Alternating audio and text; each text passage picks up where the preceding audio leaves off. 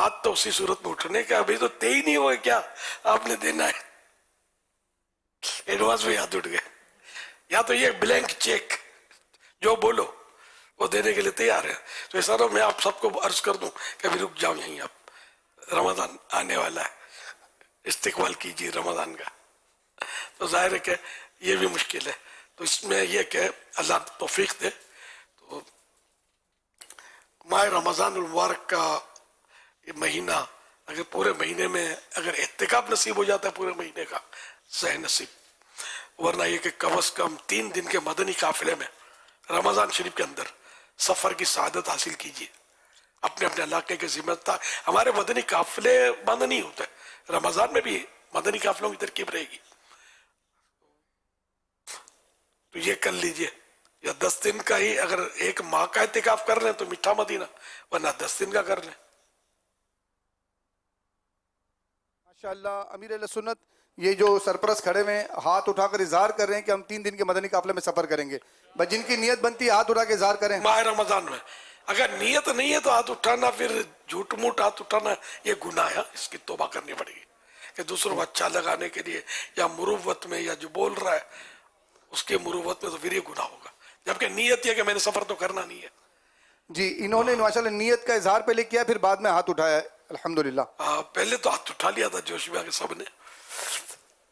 تو خیر یہ بھی ایک جذبہ ہوتا ہے کہ ماحول اس طرح کا بنا ہوا ہے تو آدمی بے خیالی میں یا دیکھا دیکھی بھی ہاتھ اٹھا لیتا ہے کہ پتہ نہیں کیوں اٹھا رہا ہے، اس نے اٹھایا تو چلو میں بھی اٹھا دوں.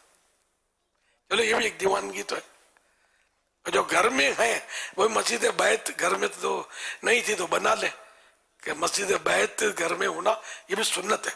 گھریلو مسجد تھوڑی سی جگہ مخصوص کرنی ہوتی ہے کہ یہ میری مسجد بیت، یعنی گھر کی مسجد. بیت لفظ یاد نہیں رہتا تو یہ گھر کی مسجد، چاہے وہ ایک مصلی جتنی ہو یا پورا کمرہ بنا لیں مسجد بیت تب بھی صحیح ہے.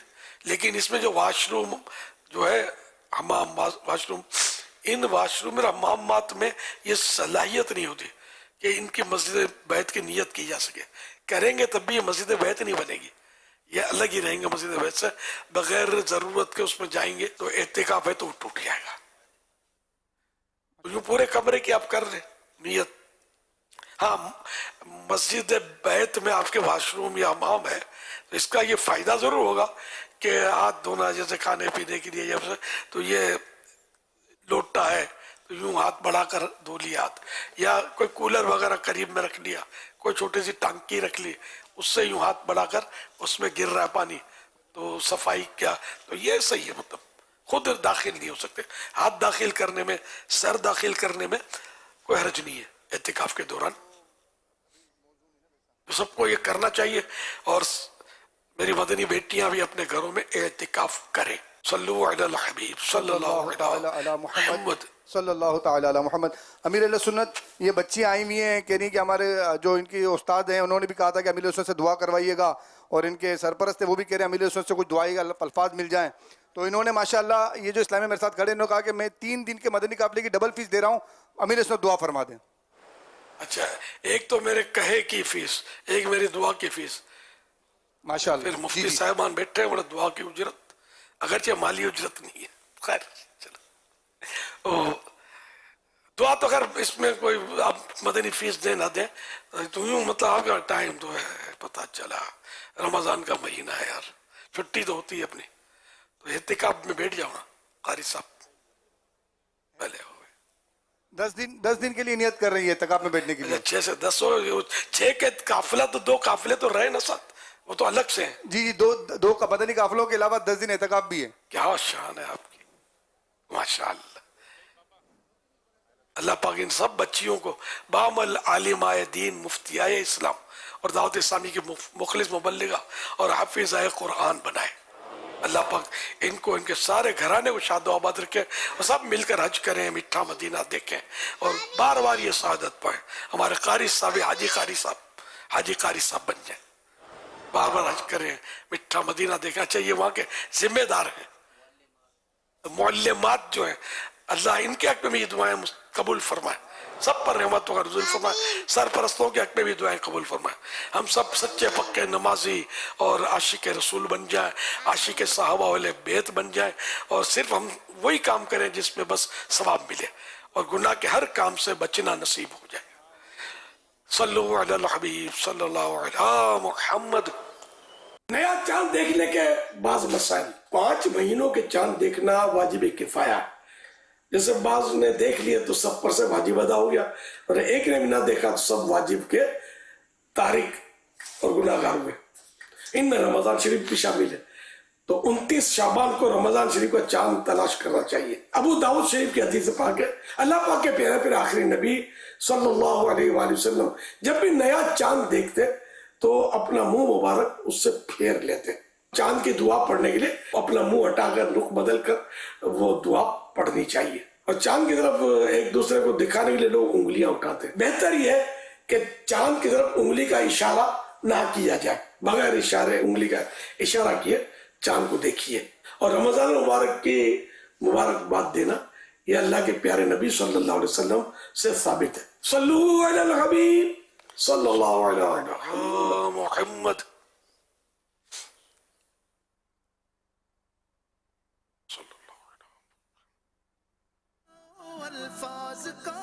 سوال کر رہے ہیں، واشنگ مشین سے ناپاک کپڑوں کو نکالتے وقت اگر پانی پہنے ہوئے لباس پر پانی لگ جائے یا پورے کپڑے ہی گیلے ہو جائیں تو کیا یہ پہنے ہوئے کپڑے بھی ناپاک ہو جائیں گے؟ اگر واشنگ مشین سے نکالا اس صورت میں ہے کہ وہ کپڑے پاک ہو چکے ہیں تب تو پانی بھی پاک ہے، ابھی وہ چھینٹے گرے وہ بھی پاک ہے. تو یوں سوال غیر واضح ہے کہ ناپاک کو نکالے گا کیوں؟ اور جس کو ناپاک کی پرواہ نہیں 2-4 قطروں کا حساب کیا لگائے گا وہ؟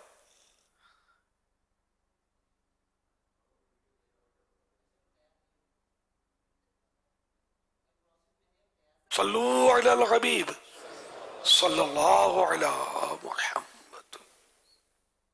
SMS کے ذریعے سوال ہے کہ آپ جب مرید کرواتے ہیں تو اس وقت اگر الفاظ نہ کہیں ہوں مرید ہونے کے تو کیا اس کو ریورس کر کے جو ہے وہ آپ کے الفاظ کے پیچھے الفاظ ادا کرنے سے بندہ مرید بن جائے گا؟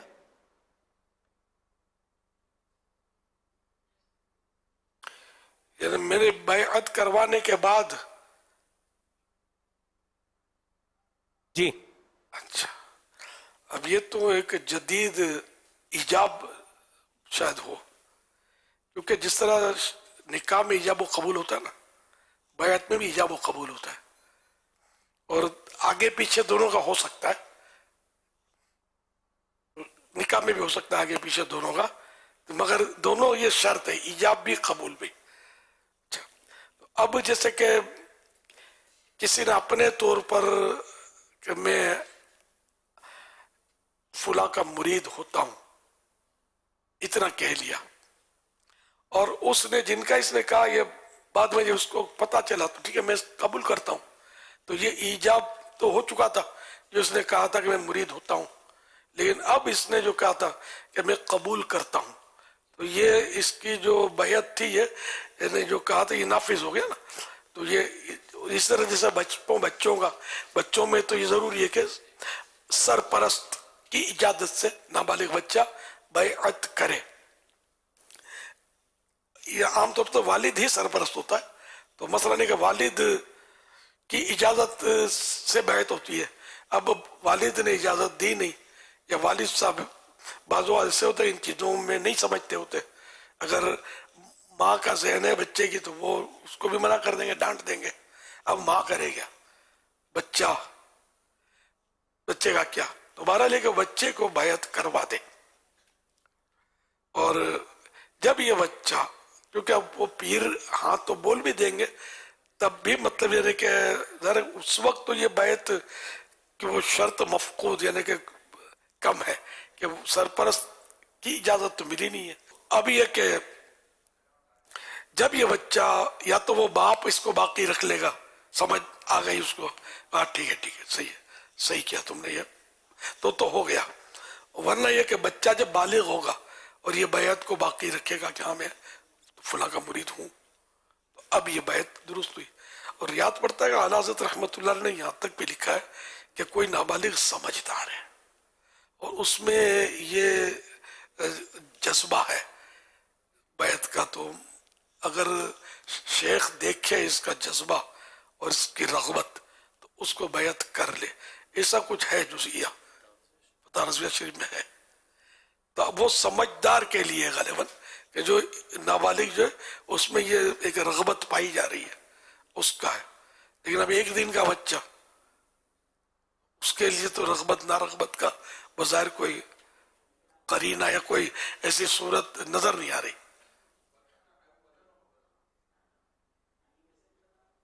یہ جو آپ نے سوال کیا نا اس میں کہ وہ بعد میں اس نے کہا تو پتہ نہیں وہ اس کی ہوئی یا نہیں ہوئی. اب مجھے بھی پتہ نہیں کہ کس نے کہا. تو آج تک جس نے ایسا میرے تعلق سے کہا کہ میں الیاس کا مرید ہوتا ہوں تو میں اس کو قبول کرتا ہوں. اب اللہ بہتر جانے کہنے میں نقصان بھی کیا کہ یوں مطلب کرنے سے شاید ترکیب بن جائے. سرکار مفتی اعظم ہند رحمت اللہ علیہ کے اس طرح کے کلمات تو ہیں ویسے کہ میں نے ان کو بھی کیا. وہ یعنی آخری وقت میں اس طرح کے کچھ میں نے پڑھے تھے، جو آ رہا ہے راستے میں میرا مرید بننا چاہتا ہے اس کو مرید کر لیا. اب پورے جملے یاد نہیں لیکن اس طرح کے جملے ہو سکتا ہے آپ لوگوں نے پڑھے ہو، میں نے پڑھے. حضور سرکار مفتی اعظم ہند رحمت اللہ علیہ کی سیرت میں کہ آخری وقت میں، کیونکہ یہ جب ان کی وفات ہوئی نا ان دنوں بھی وہ سیدی قطب مدینہ کی وفات کے 40 دن کے اندر غالباً حضور مفتی اعظم ہند کی محرم شریف کی 14 کو آپ کا وفات ہوئی اور سیدی قطب مدینہ رحمت اللہ علیہ کی وفات شریف جو تھی وہ 4 ذوالحجہ. یوں مطلب یہ کہ وہ 40 دن کے آس پاس ہی وفات ہوئی حضور مفتی اعظم ہند کی. تو جو نوجوان ہیں وہ تو خیر بچے ہوں گے یا پیدا نہیں ہوئے ہوں گے. یہ واقعہ 41 سال پرانا ہے. تو مجھے ان دنوں یاد ہے مطلب. تو پھر ان دنوں جو ان کے مضامین چھپے تھے نا تو ان میں نے پڑھا تھا جو مجھے یاد آ رہا ہے. غوث پاک کا ارشاد بھی ہے کہ جو میرا عقیدت مند ہے وہ بھی میرا مرید ہے. لیکن ظاہر ہے ان ارشادات کو ہم کیسے مطلب اپنے اوپر نافذ کر لیں. ایک جنرلی بات کر رہا ہوں تو اس لیے وہ میں نے کہا کہ میں نے یوں احتیاطاً میں نے کہہ دیا کہ تاکہ وہ محروم نہ رہے حضور غوث پاک کے فیوز و برکات.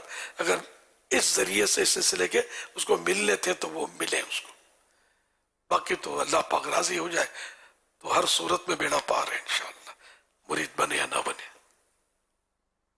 اور مرید بننے میں یہ ہے کہ پیر کا کوئی بعض اوقات کمال ہو یا نہ ہو، مرید پیر کو پار لگا سکتا ہے.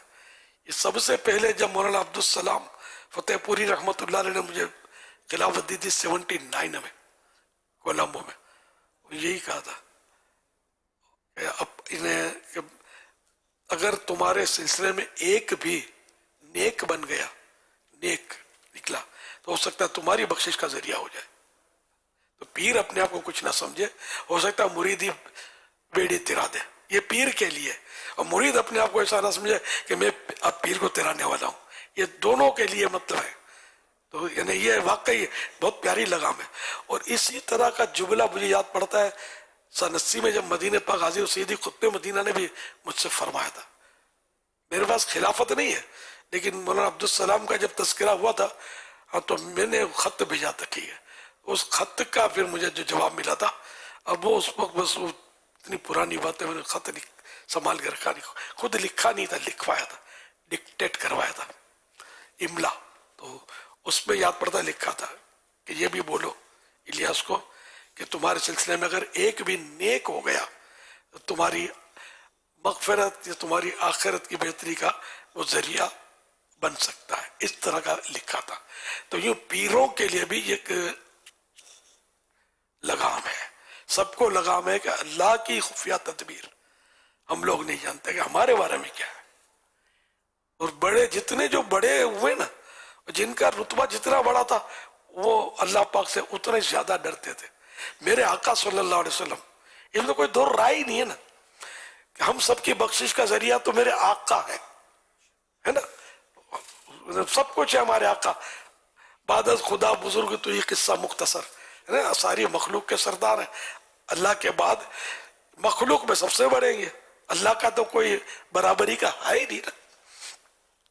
اور پیدا سرکار صلی اللہ علیہ وسلم کو بھی رب نے ہی کیا ہے، تو پیارے آقا صلی اللہ علیہ وسلم اپنے رب سے سب سے زیادہ ڈرنے والے تھے، یعنی اس طرح خوف خدا میں جب روتے تھے تو اپنے آپ کے سینہ بے کینہ، آپ کا سینہ مسلمانوں کی دشمنی سے پاک تھا، بے کینہ، تو وہ اپنے یعنی پیارے آقا صلی اللہ علیہ وسلم کے مبارک سینے سے جب روتے تھے تو اس طرح آواز نکلتی تھی جسے ہنڈیاں کھولتی ہے۔ آپ نے کبھی وہ چائے پکتے ہوئے دیکھی ہوگی، کھت کھت کھت کھت آواز نکلتی ہے، یا سالن کی ہنڈیاں، تو پیارے آقا صلی اللہ علیہ وسلم کے مبارک سینے سے رونے کی اس طرح آواز آتی تھی، اتنا خوف کا غلبہ، اللہ پاک سے اتنا ڈرتے تھے، سب سے زیادہ ڈرنے والے تھے، سب سے بلند رتبہ بھی انبیاء کرام علیہ السلام کے بھی ایک سے ایک واقعات ہیں، اتنا روتے تھے اللہ پاک کی بارگاہ میں خوف کی وجہ سے اس کے۔ ہمارے چونکہ گناہ بہت ہیں تو ہمارے اندر خوف کی وہ کیفیت ہی نہیں ہے، کبھی عارضی طور پر دعا میں رو لیے وہ بھی بعد میں وہ پتہ بھی نہیں ہے۔ ہم جیسوں کا رونا جو ہے نا، اس کو امام غزالی رحمۃ اللہ نے عورتوں والا خوف قرار دیا ہے، یہ جنرل بات ہے، عورتیں بھی ایک سے ایک خائفہ گزری ہیں، بی بی عائشہ، تمام صحابیات، پھر ولیات گزری ہیں خوف سے رونے والیاں، تو یہ تو خیر مستثنیات تو ہوتی ہے کہ یہ ان سے الگ ہے، لیکن جنرلی عورتیں جو روتی ہیں تو ان کے اور عام لوگوں کے خوف کا یہ مثال دی ہے کہ عورتیں بھی روتی ہیں، کبھی ہنستی ہیں، کبھی پتہ ہی نہیں ہوتا، رونے کے بعد وہ نارمل ہو کر لگ جاتی ہیں اپنے کام میں، پتہ ہی نہیں ہے۔ تو ان کے خوف سے رونے والے جو آج کل کے جو لوگ ہیں، عام لوگ، ان کا بھی یہی حال ہے کہ یہ عورتوں والا رونا ہے ان کا، وہ حقیقی خوف جو دل کو لاگو ہوتا تھا، جس سے کئی اموات ہو جاتی تھی، وہ اموات کے تو کئی روایات ہیں، آیت پڑھ کے فوت ہو جاتے تھے، اس سے واقعات بھی ہیں۔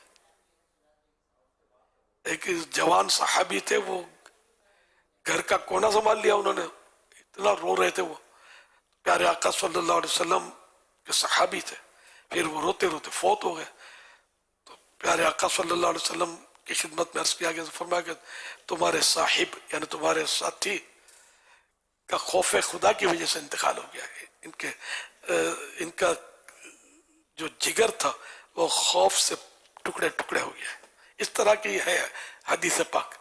تو وہ مطلب صحابی تھے اور ان کا خوف ایک اپنا خوف ہے، ادھر پھو پھو پھو پھو کر کے رو رہے ہیں، ادھر کی کر کے ہنس رہے ہیں، اس طرح کا ہے۔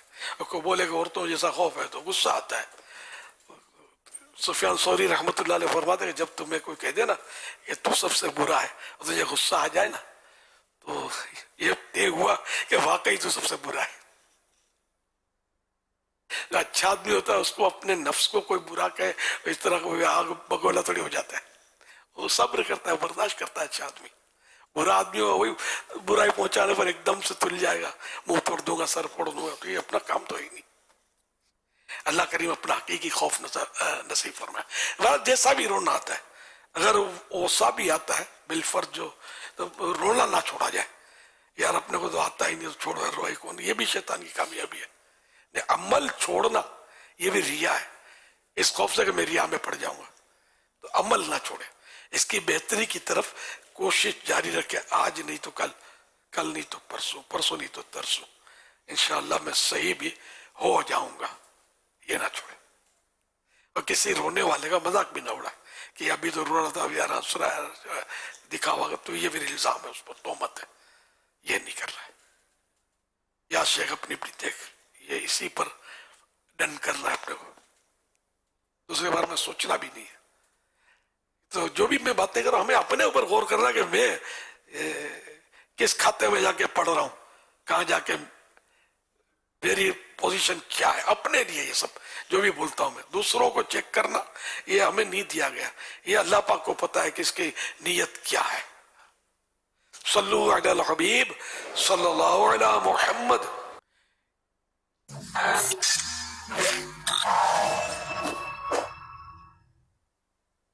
بسم اللہ الرحمن الرحیم.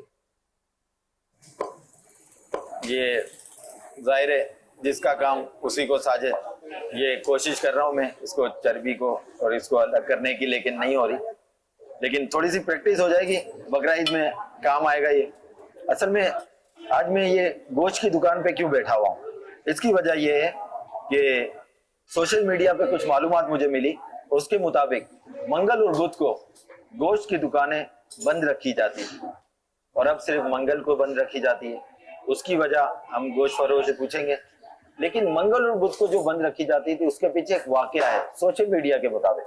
وہ واقعہ یہ ہے کہ حضرت آدم علیہ السلام کے 2 بیٹے تھے، ایک حابیل اور دوسرا قابیل. اور آپ کے شاید دل میں ہوگا کہ قابیل نے حابیل کو شہید کر دیا تھا، اور وہ دن منگل کا دن تھا، اور روئے زمین پر پہلی مرتبہ خون بہایا گیا تھا. اس لیے منگل کو گوشت فروش جو اسلامی بھائی ہیں وہ گوشت کی دکانیں بند رکھتے ہیں، گوشت کا کاروبار بند کرتے ہیں. اور منگل سے کنٹینیو کر کے بدھ، اس لیے کہ جب قابیل نے حابیل کو شہید کیا تھا تو وہ ان کے جسم کو لے کر بدھ تک چھپانے کے لیے گھوم رہا تھا. تو اس لیے منگل اور بدھ دونوں دن گوشت کا کاروبار اس بنیاد پر بند رکھا جاتا ہے. یہ میں نہیں کہتا، یہ سوشل میڈیا کی معلومات کے مطابق ہے. اب جو رائج ہے وہ منگل کے دن گوشت بند ہوتا ہے، بدھ کو نہیں. اور منگل کو کیوں بند ہوتا ہے اس کی وجوہات ہم ایک گوشت فروش سے پوچھتے ہیں کہ منگل کو گوشت بند ہونے کی کیا وجہ ہے. آپ بتائیے کہ پہلے تو 2 دن، اب ہے نا 1 دن منگل کو گوشت بند ہوتا ہے، اس کی کیا وجہ ہے؟ اس کی وجوہات یہ تھی کہ کافی ٹائم پہلے ہم نے بھی جو سنا تھا کہ جانور کی تعداد کم ہو جائے گی، اس وجہ سے جو ہے نا حکومت نے اس کے اوپر پابندی لگایا تھا. اب کیا تعداد بڑھ گئی ہے؟ پہلے مطلب تعداد کم تھی، حلال جانور ہے، تعداد کم. تعداد تو خیر وہ تو اب آپ کو پتا حلال جانور ہے، یہ تو ہمارے رب کی شان ہے جو ختم نہیں ہو رہا. کروڑوں کی تعداد میں کٹ جاتے بقرعید کے ٹائموں میں. جی جی. تو بس یہی وجوہات تھی کہ منگل کے دن اور بدھ کے دن بند ہونے کا. باقی اب یہ تو کوئی بہتر عالم ہی بتائے گا کہ کیا صورت حال ہے. شیخ پوچھنا یہ تھا کہ کیا یہ حابیل اور قابیل کا جو سوشل میڈیا پر واقعہ ہے کیا یہ درست ہے؟ اور جو جانوروں کی کمی کی وجہ سے منگل اور بدھ کو گوشت کی دکانیں بند ہوتی ہے، بازار بند ہوتے ہیں، مارکیٹ بند ہوتی ہے، تو کیا یہ بھی درست ہے؟ پلیز شیخ بتائیے کیا ہے حقیقت، کیا افسا؟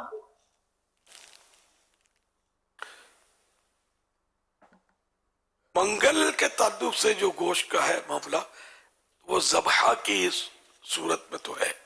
کچھ اس کا مطلب یوں اشارہ ہم نکال سکتے ہیں اس میں کہ حضرت کبشہ بنت ابی بکرہ رضی اللہ عنہا سے ان کے والد اپنے گھر والوں کو منگل کے دن فسد سے منع کرتے تھے. اور رسول اللہ صلی اللہ علیہ وسلم نے روایت کرتے ہیں کہ منگل کا دن خون کا دن ہے، اور اسے میں ایک ایسی، اور اس میں یعنی منگل میں ایک ایسی گھڑی ہے جس میں خون ٹھہرتا نہیں. یہ ابو داود شریف کی حدیث ہے، سیاستہ کی حدیث ہے. ابو داود شریف، وہ سیاستہ کسی کتاب کا نام نہیں ہے. لوگ تو ایسن کے حوالے سے بھی یعنی کہ اب وہ پھر لمبا ہو جائے گا معاملہ. تو سیاستہ 6 کتابوں کو کہتے ہیں جن میں ابو داود بھی شامل ہے.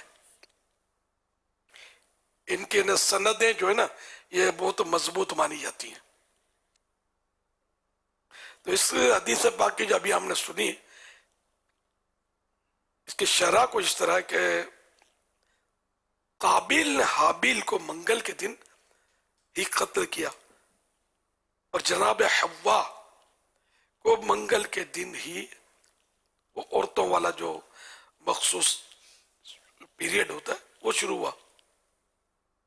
گویا یہ دن خون کی ابتدا یعنی شروعات کا ہے، یا اس دن میں خون جوش مارتا ہے. فسد سے بہت زیادہ بہ جاوے گا.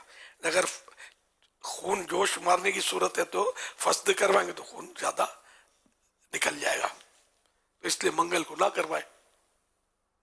مزید یہ کہ منگل یعنی اس دن کی ہر گھڑی میں احتمال یعنی پاسبلٹی امکان ہے کہ شاید وہی گھڑی ہو کہ ایک گھڑی ایسی آتی ہے نا اس میں تو وہی گھڑی ہو لہذا اس دن فسد نہ کھلوائے جائے اسی میں سلامتی ہے.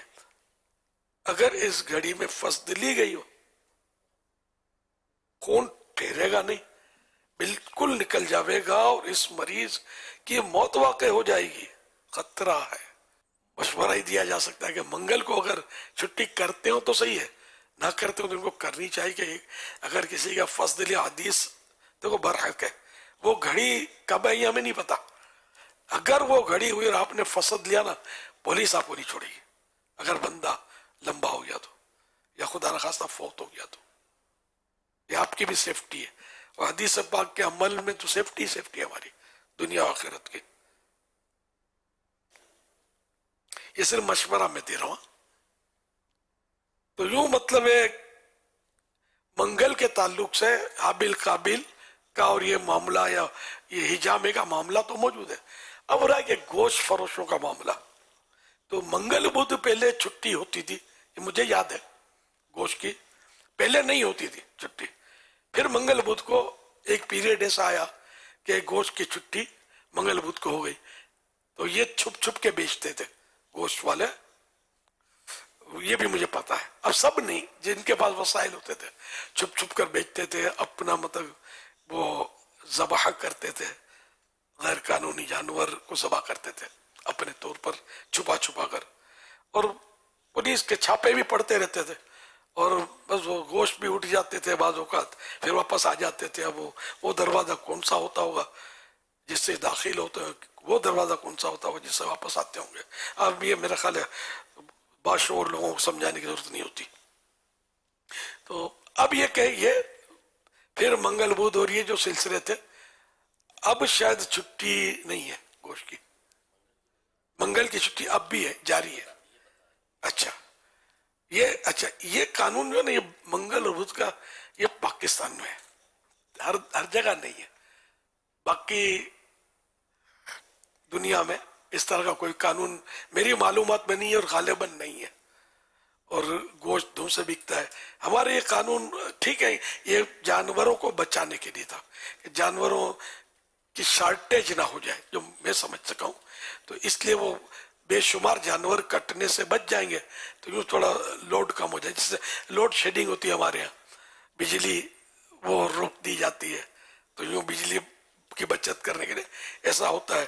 آج کل گیس کی بچت کے لیے کراچی کا تو سبھی کو تجربہ ہوگا کہ کچھ گھنٹے کے لیے گیس جو ہے یہ روک لی جاتی ہے نہیں آتی تو یہ گیس کی بچت کے لیے ایسا کیا جاتا ہے. تو یوں جانوروں کی بچت کے لیے ایسا. اچھا اب خون کا نکلنا منگل کو گوشت بیچنا پھر بھی گوشت پہ رکاوٹ نہیں پڑے گی. اگر پیر شریف کو ذبح ہو گیا جانور اس پیر شریف کے لیے تو کوئی سی روایت اس میں ہے منگل کی ہی ہے نا کہ خون رکتا نہیں ہے اور وغیرہ وغیرہ. اچھا پھر یہ جانور کے لیے نہیں ہے جانور کا خون اگر نہیں رکا جانور کے اندر سارا نکل گیا تو یہ طباً تو اچھا ہی ہے گوشت زیادہ مفید ہو جائے گا.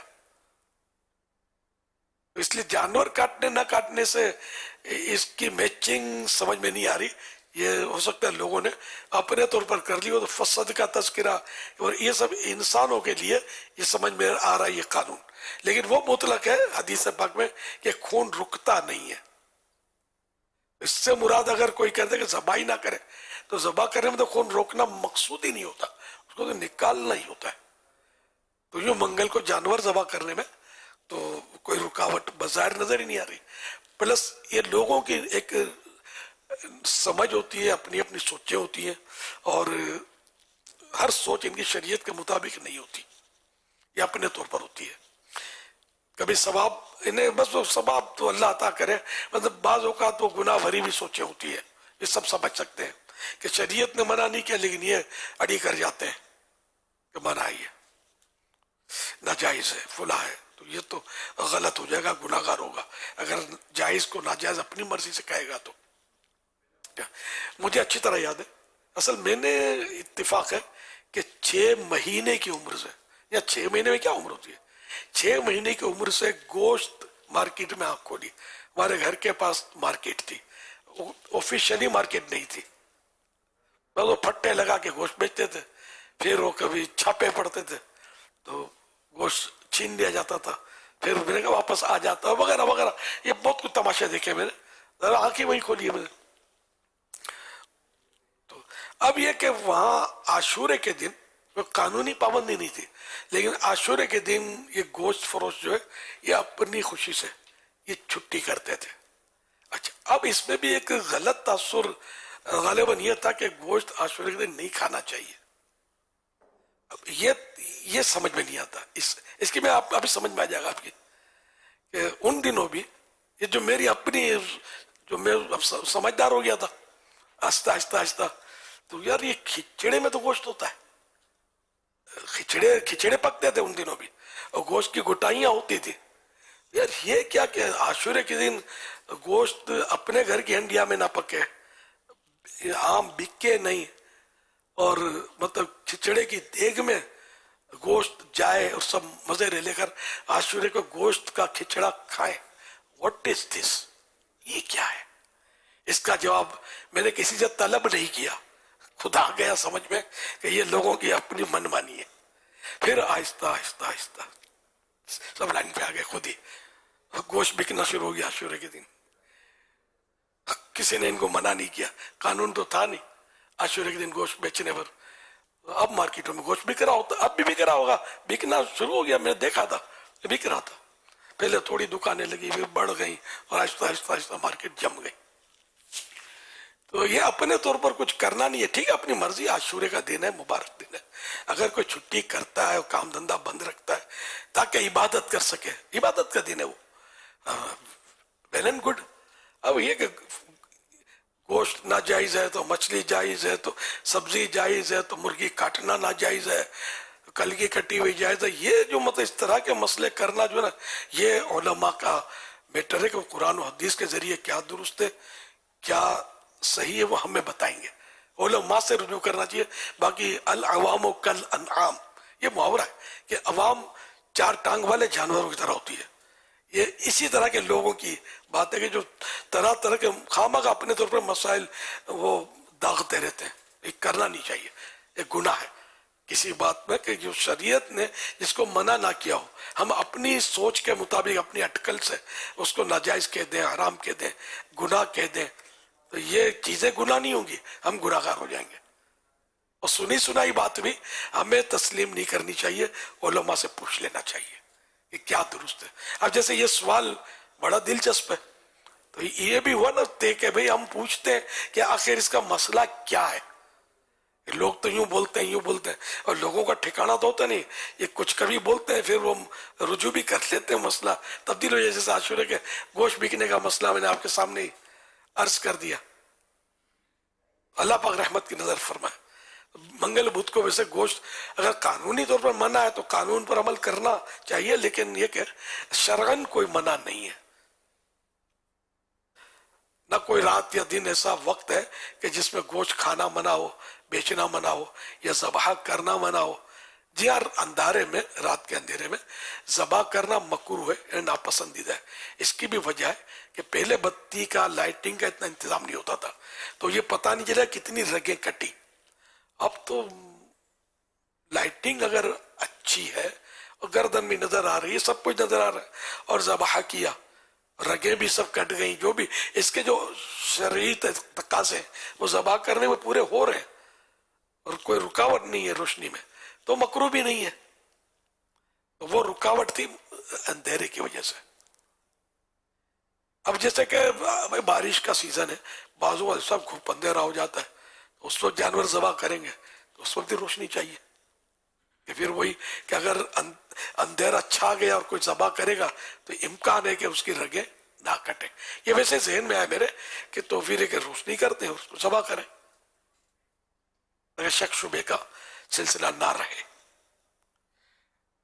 واللہ تعالی اعلم ورسولہ اعلم عز وجل وصلی اللہ تعالی علیہ وآلہ وسلم सल्लु अलल हबीब सल्लल्लाहु ताला अला मुहम्मद। सल्लल्लाहु अलैहि वसल्लम। सवाल ये भी था कि अगर मंगल को बकरा ईद आ गई तो फिर ज़िबाह करने के हवाले से क्या होगा? क्या शान है, आप तो आप है ना सो सुनार की खिलवाड़ की। अब ये गोश्त फरोशों को बुलाएंगे अपने मंगल को, जो बोलते गोश्त बंद रखो, काबिल नाबिल को शहीद किया था। क्या शान है आपकी, तो कुर्बानी। वो बेचने का बोलेंगे, वो बोलेंगे